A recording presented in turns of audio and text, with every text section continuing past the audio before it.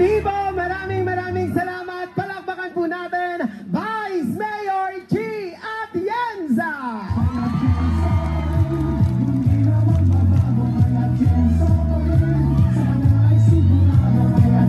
At sa mga pagkakataon po ito, mga taga-District 1, bago ko po ibigay sa atin ang ating susunod na tagapagsalita, pwede po ba akong makahingi ng isang malakas na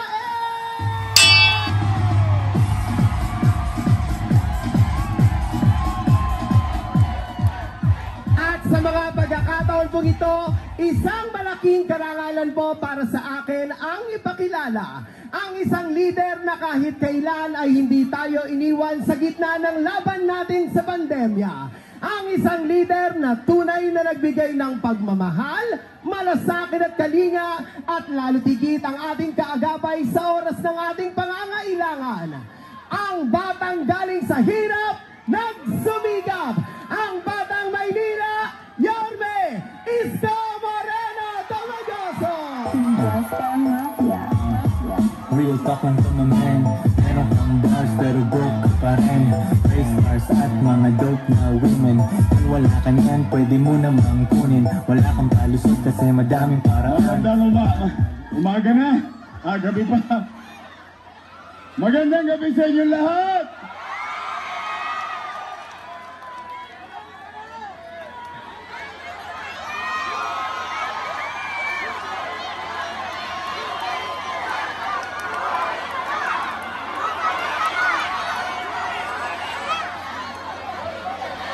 Gusto ko yun. Yorme! Bakit? Di baling mawalan kami ng kuryente, bumalik ka lang.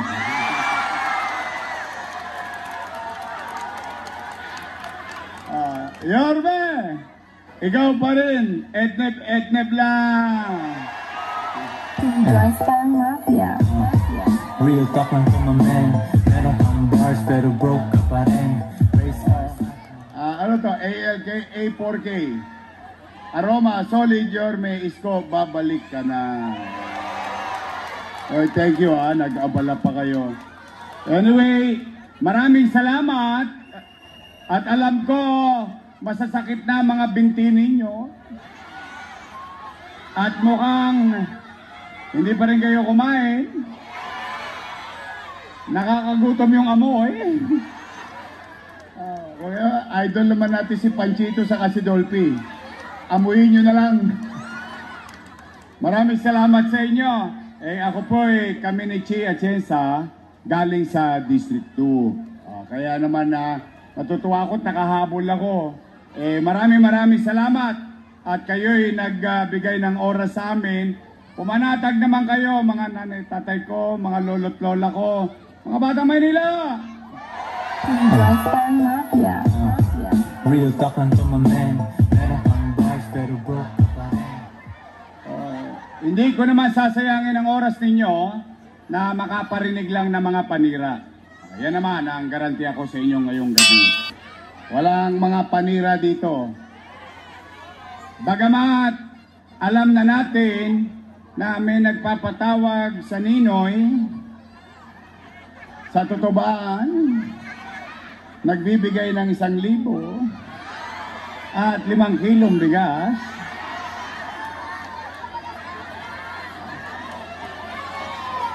Kunin nyo, sayang din. Unang-una, hindi nyo naman hiningi yun. Inimbitahan kayo. Yung mga taga-Roma, sinasakay pa nga sa bus papuntang Ninoy sayang din naman, di ba? Isang bulig din yun. 5 kilong bigas. Kaya lamang ako ang kanilang almusal, tanghalian at hapunan. Yung isa naman, nakisali pa. Ginawa kong pulutan. Pero ito i-address ko ito sa medyo may edad na. Yung mga nanay, tatay ko, mga lolot ko. Kasi kayo makakaalala nito Kasi nagtataka ko, mukhang ibang-iba ang eleksyon ngayon. Bakit? Nay, tay, ngayon lang ako nakakita, ewan ko kung maalala ninyo na yung incumbent o nakaupo o re-electionista, madaling salita, mas madaling maintindihan, sinisiraan yung challenger. Di ba sa normal na eleksyon, yung challenger babatikusin yung nakaupo. Tama mali? Nanggagalaitin. Halos mapatid na yun. Pinagtataka ko rin, bakit hindi na lang sila mag-report sa taong bayan kung anong ginawa nila? Tama mali? Kasi ang taong naninira kasi walang nagawa. Tama ba? Parang yung kapitbahay mo, ikaw, gigising ka sa umaga, mag-aayos ka, maglalagay ka ng mga koloretes. Bakit? Papasok ka sa trabaho kasi meron kang gagawin. Tama mali? Yung kapitbahay mong tambay, may masabi lang. Tama ba?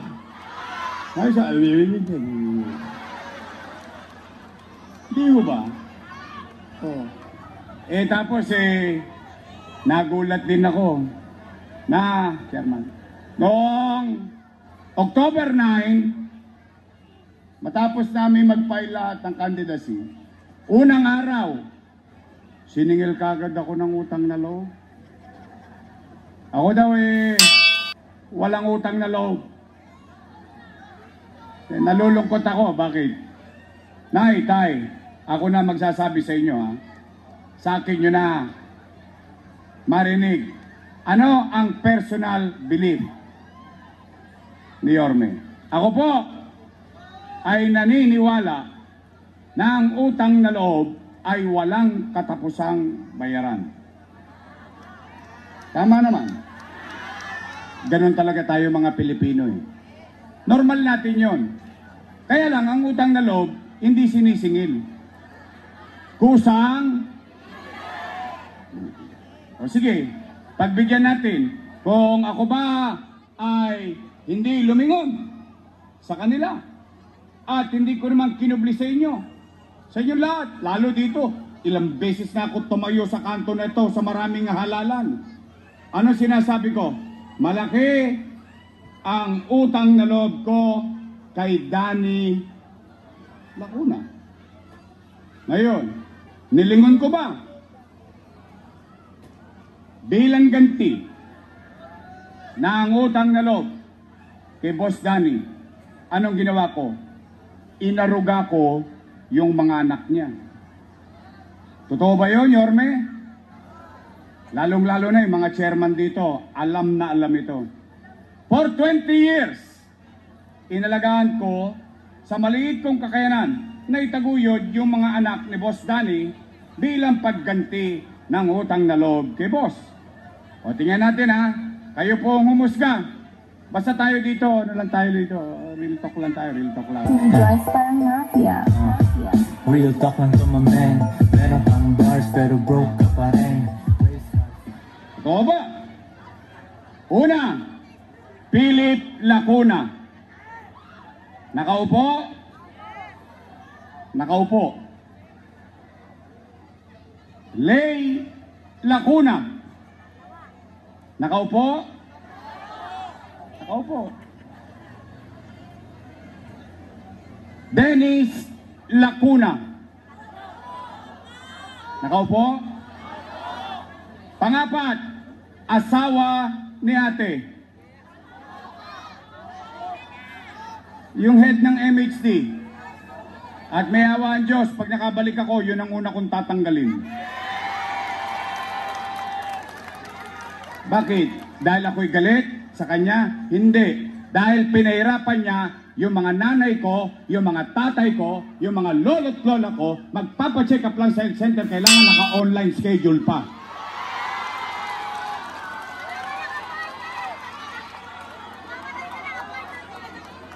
Saan ka nakakita?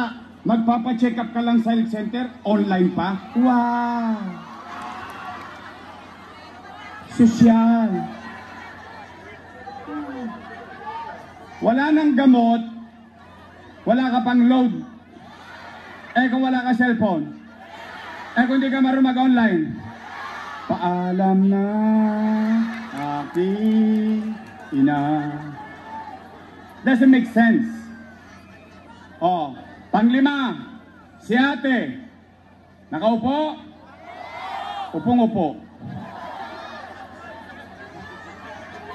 Ilan sila? Happy? Ay di masaya ako. I swear to God. Bakit ako masaya? Yung hindi napagtagumpayan ni Boss Danny sa tulong nating lahat na pagtagumpayan ng kanyang mga anak. Ngayon, kung sila ay naging mabuti sa kanilang tungkulin o hindi, ay hindi po ako para humusga. Taong bayan ang maghuhusga dyan. Tama ba? Tanong, Yorme, bayad ka na ba ng utang na loob? Ang sagot, hindi pa. Bakit? Ang paniwala ko nga, ang utang na loob ay walang katapusang bayaran. O, ang tanong, Yorme, magbabayad ka pa ba? Opo, kaya lang nakikiusap lang ako sa kanila. Baka naman kung po pwede, sa ibang bagay na lang ako tumanaw ng utang na loob. Abay, bakit? Dahil may utang na loob din naman ako sa taong bayan eh. Kung wala ang Diyos at wala kayo, wala naman din ako sa kinalalagyan ko ngayon.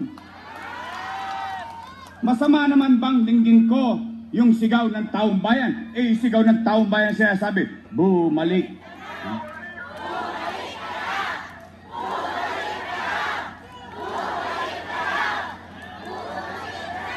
Taong bayan, sumisigaw na bumalik ka na, siya sumigaw, wag ka na bumalik!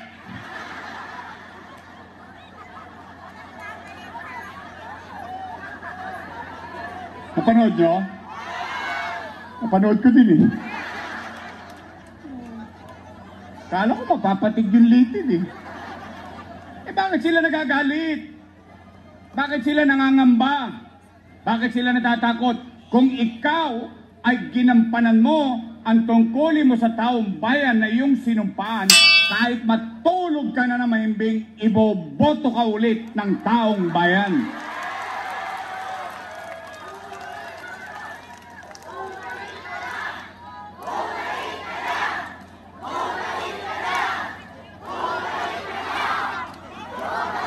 Sigurado ba kayo dyan? Araw-araw, sinasabi, doon sa tutuban, doon sa patawag, 1,000, 5 kilo. Ano sinasabi? Si Yorme! Maraming iniwang. Kita ninyo, alam ninyo.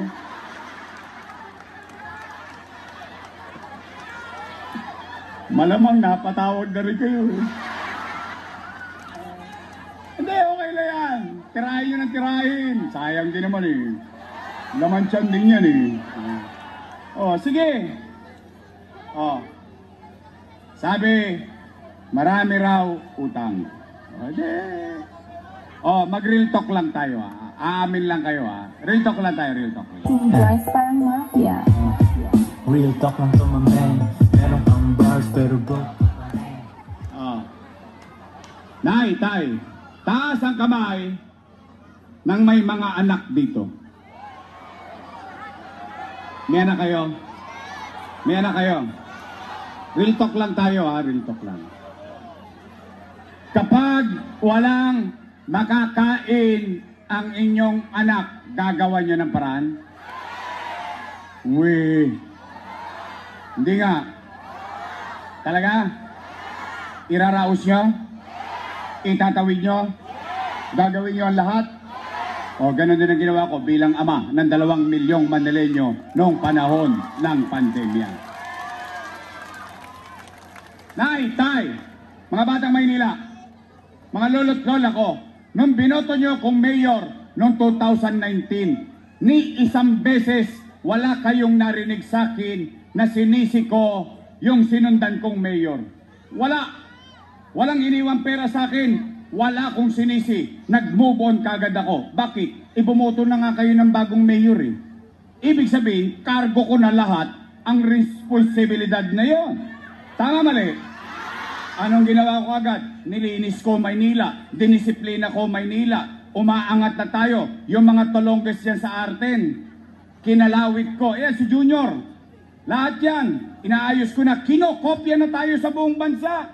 Yung nangyayari sa Maynila became national policy by DILG. Lumilipad na tayo, bigla tayo nabunggo. Boom, boom, panis. Ano nangyari? Pandemya. Anong epekto ng pandemya? Wasak ang ekonomiya. Walang ekonomiya, walang hanap buhay. Walang hanap buhay, walang trabaho. Walang trabaho, walang picha. Walang picha, walang chicha. Tama, mali? Nay, tay, pero kayo, mga batang Don Bosco, batang Herbosa, batang Tondoy, o lahat ng mga batang Tondo, mga nandito, dyan sa Wakali, dyan sa Harap, dyan sa Nangka, at dyan sa Kodli, kayo ang testigo ko. Bakit? Yung iba kong testigo patay na eh. Wala naman ako magagawa. Wala naman magkukwento. Pero kayo na mga nangabuhay dito, at least kaya natin sabihin sa ating sarili, noong panahon ng pandemya, walang nagutom sa lungsod ng Maynila. Buwan-buwan, may food box. Tama, mali?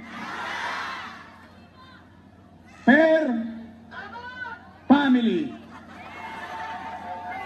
Tama ba? Not household. Per family. Kasi sa isang bahay, minsan 2 pamilya, minsan 3 pamilya. Dumarating ang food box, hindi pa nga nauubos yung food box, dumarating na naman isang food box. Tama, mali? Yun ang kwento. Tanong, natikman nyo? Nahawakan nyo? Natanggap nyo? Yun yung kwento. Lagyan natin ng kwenta. Real talk tayo, di ba? Sige. 700,000 families. Mayaman, middle class, mahirap, pantay-pantay, buwan-buwan tumatanggap ng food box. 700,000, ipagpalagay na lang natin, times 1,000, no magka? Patay na. Tongits lang alam nyo kwenta yun eh. Daming zero. 700 milyong piso. Malaking pera? Times 8 months. 8 times 7. No, magka? 56. 5.6 billion. Tama, mali? Yung 5.6 billion, ano nangyari? Chinicha, binuga. Gone with the wind. Pero ang tanong, nakakain ba tayo? Nakaraos ba tayo? Nagkaroon ba tayo ng kapanatagan habang may pandemya kasi may gobyerno sa lungsod ng Maynila? Chicha pa lang yun. Hindi ko pa binanggit yung kakap. 1,000, tama, mali? Times 700. 5.6 plus 700 million, 6.3 billion. Nay, tay, taas ang kamay na nag-aaral ang kanilang anak, ang kanilang apo sa public school. Ayan, at least may marami-rami rin testigo. Kasi importante may testigo eh. Para malalaman natin kung totoo ba yung sinasabi ko. Nay, tay, noong pandemya, ano sinabi ni Secretary Liling Briones? Cancel ang face-to-face classes. Walang klase. We will adapt to online learning. Ano pangamba ng tatay? Ano pangamba ng nanay? Tosgas na naman. Wala na nga akong trabaho. Wala na akong maengka. Bibili pa ako ng tablet. Ano nangyari sa Maynila? Bawat mag-aaral ng pampublikong paaralan sa elementary at high school may tablet sa Maynila. Tama ba rin? Natanggap nyo? Hindi lang tablet, may internet pa. Tama mali? Si ma'am, si sir, 10,300 teachers, 11,000 laptop, may internet pa. Si sir, si ma'am, walang tosgas, nakatawid tayong lahat at mga anak natin sa pag-aaral noong panahon ng pandemya. No magka, 1 bilyong piso, tablet at laptop, 300 million pesos, internet pa lang. Nakatawid tayo? Nakaraos ang pag-aaral ng anak natin? 6.3 plus 1.3, 7.6 billion. Wala pang remdesivir, wala pang tocilizumab, wala pang molnupiravir. Oh, di ba nung pandemya, para tayo mga adik, lagi tayong tamang hinala? May umuubo lang, may COVID. Tama mali? Eh bakit malakas ang loob natin magpa-testing? Dut-dut dito, dut-dut doon. Ang dut-dutan dito sa Maynila, 1-2. 1 to Sawa. Sino may gastos? Syudad ng Maynila. Libre ba testing? 800, 1,000, 1,200 by the hundreds of thousands of people. Minu-minuto nagte-testing, araw-araw nagte-testing. Pero gastos ng gobyerno ng lungsod ng Maynila. AstraZeneca, bakuna, Naitay, St. Luke's, UST, Mary Johnston, name it, lahat ng private hospital, wala ng COVID bed capacity. Pero Maynila, chill-chill lang kami rito. Bakit? Meron kaming Manila COVID-19 Field Hospital sa Luneta. 300 million pesos. Habang may pandemic, tuloy ang pangarap ko sa Maynila. Ang pangarap ko ng idol ko na si Lee Kuan Yew. Anong ginawa ko? Nung binigyan niyo ako pagkakataon mag-mayor, lahat ng pinangarap ko simula maging kusyal, simula maging vice mayor, lahat ginawa ko na. Yan ang Condominium 1, Condominium 2, Binondominium 1, San Lazaro Residence, San Sebastian Residence, Pedro Hill Residence, Basec Community. Ospital sa Baseco, 3 taon nang tapos, ngayon 3 taon nang hindi pa bukas.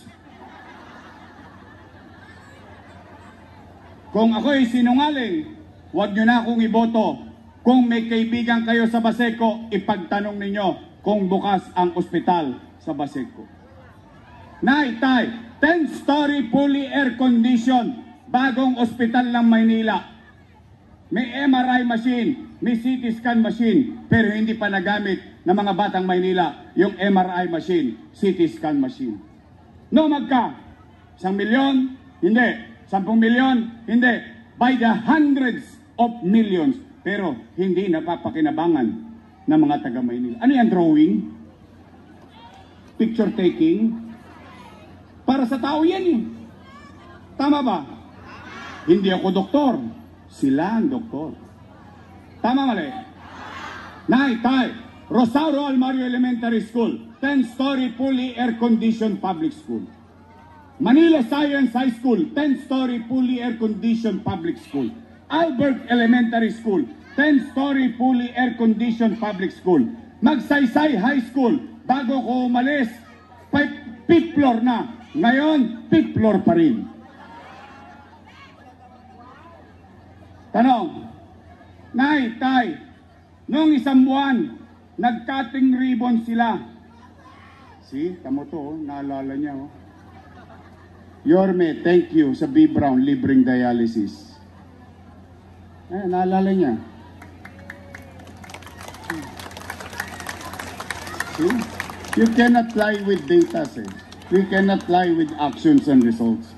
O Nay, Tay, nag-cutting ribbon sila ng Pedro Hill Residence, San Sebastian Residence. Nag-cutting ribbon last month. Ang sabi nila, sila daw ang may gawa nun. Wow! Pero yung pinampatayo nun, inutang ko, kasalanan ko. Wow!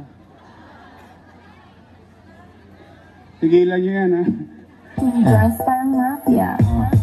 Real talk lang to, my man.